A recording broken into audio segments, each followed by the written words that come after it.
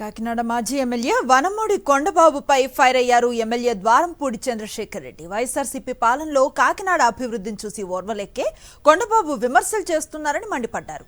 తెలుగుదేశం పాలనలో కొండబాబు టీటీడీ టికెట్ల నుంచి సీఐల బదిలీల వరకు లంచాలు అందుకున్న నీచమైన సంస్కృతి నీది అంటూ విమర్శించారు. వచ్చే ఎన్నికల్లో కాకినాడ నుంచి గాజు గ్లాస్ పోటీ చేయటం ఖాయమన్నారు. వనమూడి కొండబాబు టికెట్ గల్లంతైనట్లే అని ఎద్దేవా చేశారు.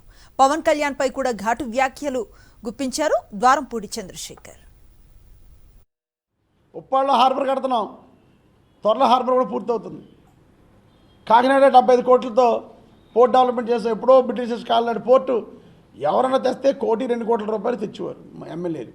ఈరోజు 75 కోట్లు తెచ్చి డ్రెడ్జింగ్ చేసి బెర్తలు కట్టించి అన్ని రకాలుగా డెవలప్ చేస్తుంటే ఈరోజు విమర్శించే స్థాయికి ఇతను వచ్చాడు. ఇతను డెవలప్ చేశాడు. ఇతను కరెక్ట్గా ఎప్పుడు చేశాడు? 9వ తారీఖున. నాకు తెలుసుకున్న 16నో 18నో నోటిఫికేషన్ వచ్చింది. అంటే ఇతను శంకుస్థాపన 10 రోజులు నోటిఫికేషన్ వచ్చింది. దీనికి కథలు చెప్తున్నాడు. ప్రజలు మభ్యపెట్టడం అంత మాయ, అబద్ధాలు మాట్లాడాలి. నాయకుడు అంతే, ఈడు అంతే. కనుక ఎటువంటి మాయ మాటలతో ప్రజలు మభ్యపెట్టడానికి చూడకుండా బాబు. నిజం మాట్లాడితే నమ్ముతారు. నిజం ఎప్పుడు నిలకడ మీద, నిజం ఎప్పుడు బాగుంటుంది, స్వీట్గా ఉండదు నిజం ఎప్పుడు కూడా. నిజాలు మాట్లాడు, అబద్ధాలు మాట్లాడి ఎన్ని రోజులు ఉంటావు? నేను ప్రజల్లోకి ఎంత ధైర్యంగా వెళ్తున్నామంటే పనులు చేసాం కాబట్టి వెళ్తాను. ఎప్పుడన్నా నువ్వు ఇలా తిరిగావా? ఇంటింటికి తిరగగలిగావా? ఈరోజు ధైర్యంగా ఇంటింటికి తిరుగుతున్నామంటే పనులు చేసాం కాబట్టి తిరుగుతున్నాం. కాకినాడ పట్టణంలో గాజు గ్లాస్ ఉంటుందని నేను భావిస్తున్నాను.